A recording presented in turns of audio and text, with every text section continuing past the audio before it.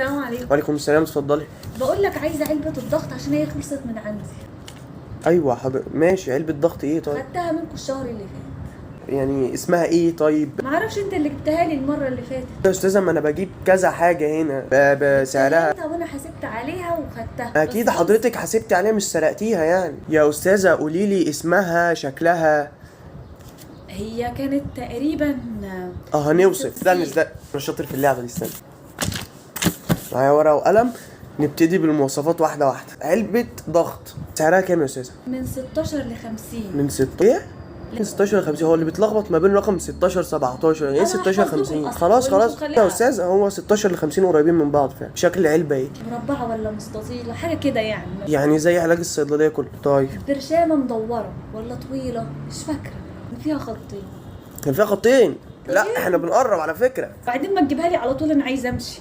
استاذه وانت بتتنيكي على ايه؟ يعني حضرتك لا جايبه اسم الدواء ولا معاكي علبه قديمه ولا معاكي روشته وملففاني في الصيدليه انت كلها. بنفسك اللي جبتها لي المره اللي فاتت. تفتكر علاجك ازاي وانت جايباه من الشهر اللي فات؟ طب هقول لك روح بص الناحيه اللي هناك دي كده. ما حضرتك تروحي عند بيتكم اللي هناك ده وتجيبي لي الروشته. انا جايه لكم عشان انتوا اللي جبتوها يا لي. استاذه وانا قلت لك ان انا ما جبتهاش. ده السعر كان مكتوب على وش العلبه اللي هو من 16 ل 50. هاتها لي، بس انت رحت هناك كده وجبتها لي.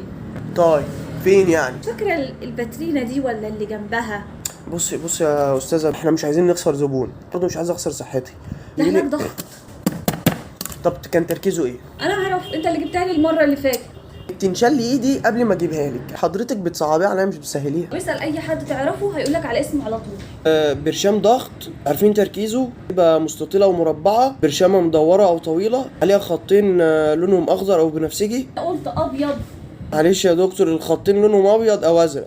سعرها من 16 ل 50 جنيه. يا دكتور حضرتك بتشتم ليه دلوقتي؟ قفل في وشي. استاذه لا انا مش لاقي. خد كده الروشته هاتوا منها وخلاص، يلا. الايه؟ الروشته هاتوا منها وخلاص. انت معاكي الروشته من الاول؟ قلت انت هتجيب. حضرتك تابع الدكتور طيب صاحب المكان؟ قعدتك تختبريني؟ ما طلعتيش الروشته من الاول ليه؟